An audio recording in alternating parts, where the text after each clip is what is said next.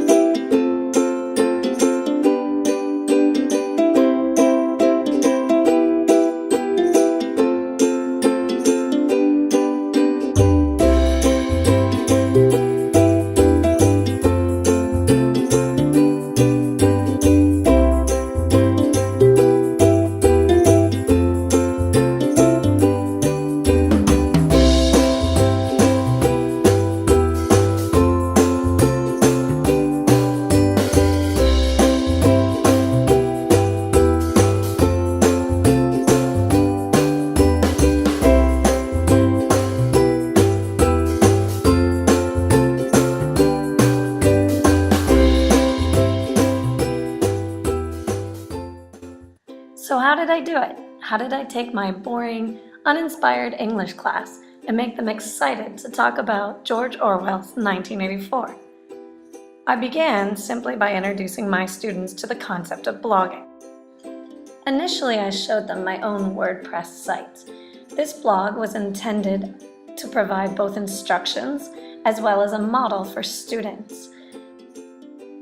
After showing them how to set up their own WordPress site, I then modeled how to upload images, provide proper citations, and edit each individual blog post. Each student used WordPress as well as Comfite and Creative Commons in order to make unique and interesting blog posts. A major goal of this project was to increase student engagement with the text, as well as deepen their understanding of this rather complicated book. I wanted to make sure that my students had the opportunity to discuss the novel as much as possible. And this is where redefinition takes place within my project. Redefinition focuses on tasks that were previously impossible without the use of technology or the computer. Blogging had allowed my grade 12 students to continue the conversations from class or prepare for conversations by following each other's blogs. Each of them had a list of blogs I follow, and they were able to go on, read each other's posts, make comments, and begin conversations. Students were also able to use images to really explain their thinking. Sure, my grade 12s could have sat around at a coffee shop discussing the ins and outs of 1984, but let's face it, senioritis was kicking in. Not to mention, blogging provides me as the teacher and the ability to monitor my students. Yet despite all of our preparations, planning, instructions, our true battle would begin when we tried to go on the internet.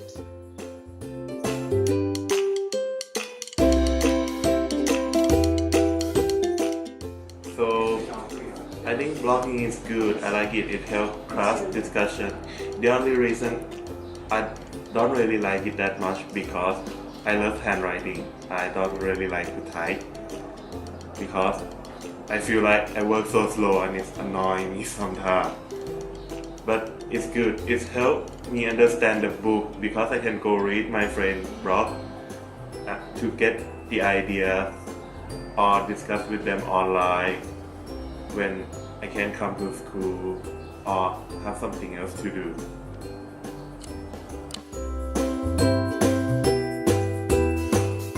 I like blogging because it worked my mind and I really liked it. And what was hard about it because I'm basically a technology illiterate.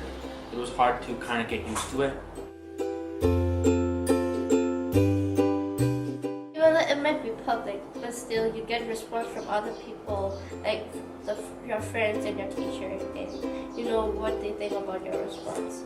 So it's a really good way to turn in our homework.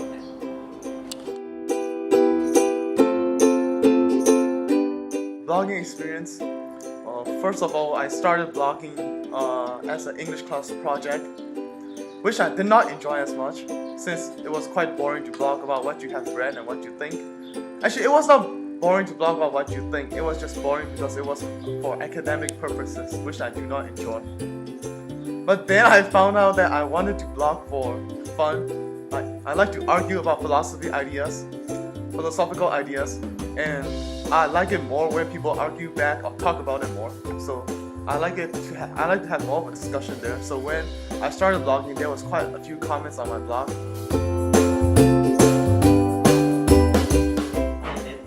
I really like the blogging experience because not only I can share the idea with my friends, I can also read the ideas, and except that because it's public, so other people will comment it on my blog too. So at one point, I think I posted something and my idea was kind of wrong, and then this guy, or girl, she corrected me, so I changed my blog, and then